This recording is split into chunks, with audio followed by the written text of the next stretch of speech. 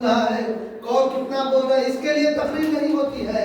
تقریر کا مطلب ہے کہ اصلاح ہونی چاہیے، اصلاح ہونی چاہیے۔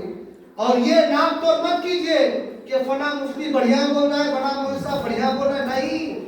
کوئی بھی تقریر کرے، کوئی بھی عالم دین ہو یا کوئی جانکار اگر سمجھا رہا ہے، کچھ بتا رہا ہے، تو وہ اس لیے کہ آپ کی ہماری اصلاح ہو جائے۔ اصلاح ہونے کے لیے، اسی لیے جن کے گھر میں ماں باپ موجود ہے، آج ہی وہ اپنے ماں باپ سے معافی مانگے اور ان کی خدمت کرے، اور ان کی خدمت کر کے ان کو راضی کرنے کی کوشش کرے۔ اگر ماں باپ راضی ہے تو خدا راضی ہے۔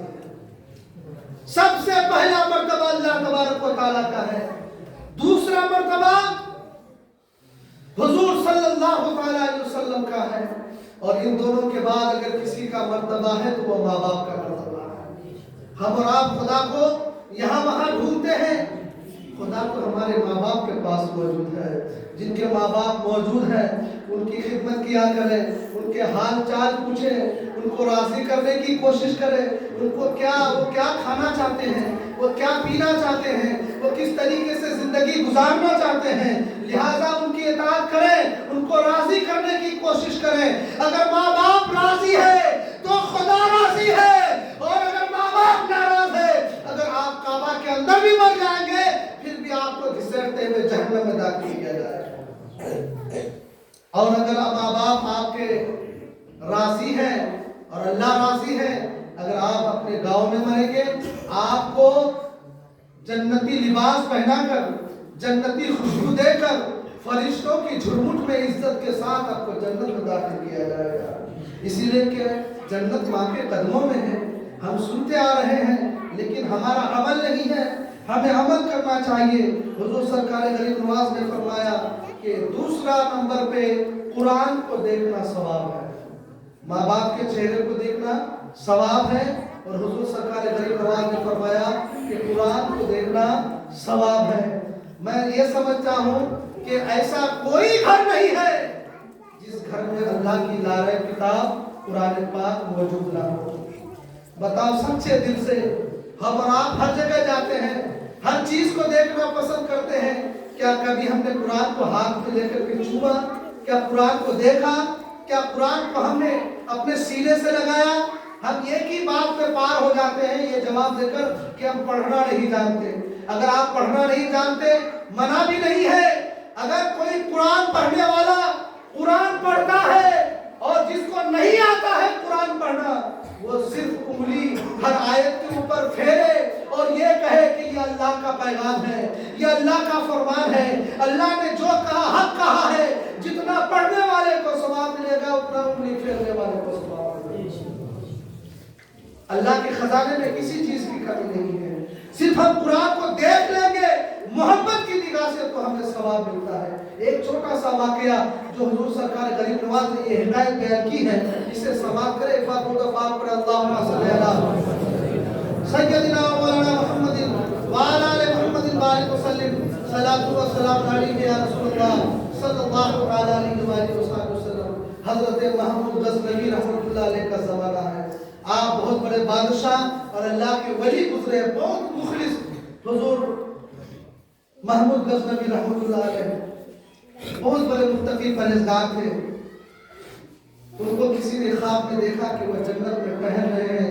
کہا اے بادشاہ سلامت، اے محمود غزنوی یہ بتائیے کہ اللہ نے آپ کو آپ کی مغفرت کس بات پہ دی؟ آپ جو جنت میں گھوم رہے ہیں، جنت کا مزہ لے رہے ہیں، جنت کی نعمتوں سے آراستہ ہو رہے ہیں، تو بتائیے کہ آپ کو اللہ آپ سے کیسے راضی ہوا؟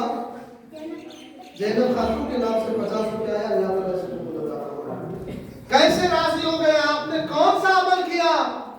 تو حضور محمود غزنوی بتاتے ہیں کہ ایک بار میں کہیں مہمان گیا تھا، کسی کے گھر پر مہمان بنا ہوا تھا، اور انہوں نے مجھے ایک کمرہ دیا اور اس کمرے میں آرام کرنے گیا تو میری نظر طاق پر پڑی، اور طاق پر اللہ کی لعنت کتاب یعنی قرآن پاک رکھا ہوا تھا۔ اب میں سوچنے لگا کہ اس گھر کو، اس کمرہ کو مجھے دیا گیا ہے آرام کرنے کے لیے، اور یہاں تاق پر قرآن شریف رکھا ہوا ہے اور میں سوؤں اور اللہ کی جو یہ لعنت کتاب ہے یہ قرآن مقدس وہ ایسے ہی رکھی رہے؟ پھر کہا نہیں، اس قرآن کو میں دوسرے کمرے میں کروا دیتا ہوں، میں آرام کروں گا۔ اور جیسے ہی میں کھڑا ہوا، ہاتھ آگے بڑھایا، میں نے ہاتھ کھینچ لیا۔ دل میں سوال پیدا ہوا، اے محمود غزنوی کیا کر رہا ہے؟ قرآن دوسرے کمرے میں لے جایا جائے گا اور تم اس کمرے میں آرام کرو گے، کیا تم اللہ کے کلام سے بڑا ہے؟ میں نے رویا اور سچے دل سے توبہ کی، قرآن کو سینے سے لگایا اور میں نے چوما۔ یہ محبت تھی، اللہ نے اس ادا کو اتنا پسند آیا، اتنا پسند آیا، یہی ادا کی وجہ سے اللہ نے مجھے جنت عطا فرمائی۔ اسی ادا کی وجہ سے اللہ نے مجھے جنت عطا کیا۔ میرے بھائیوں، اب رجب کا مہینہ چل رہا ہے، شعبان کا مہینہ آئے گا، پھر رمضان کا مہینہ آئے گا۔ اسی لیے جس کے گھر میں قرآن ہے، قرآن کو نکالیے، صاف کیجئے، قرآن کو چومیے، کم سے کم ہر جمعہ آپ جمعہ کی نماز پڑھ کے جاتے ہیں، قرآن کو نکال کر کے ایسے آپ انگلی پھیریے، چومیے، دیکھیے، انشاءاللہ آپ کو ثواب ملے گا۔ اور یہی ادا کی وجہ سے آپ کے گھر میں برکت ہوگی۔ اگر کوئی مصیبت آئی ہوئی ہے تو یہ ایک ادا کی وجہ سے انشاءاللہ وہ مصیبت اللہ تعالیٰ دور فرما دے گا۔ انشاءاللہ یہ ہم فیل کریں گے۔ یہ سارا پیغام تھا، ماں باپوں کی خدمت کیا کریں، اور جس کے گھر میں قرآن ہے وہ اپنے بچوں کو قرآن پڑھوائے اور خود اس قرآن کو پڑھنے کی کوشش کریں۔ اللہ تعالیٰ کی بارگاہ میں دعا ہے، جو بھی باتیں میں نے کی اللہ اسے قبول عطا فرمائے۔ کیا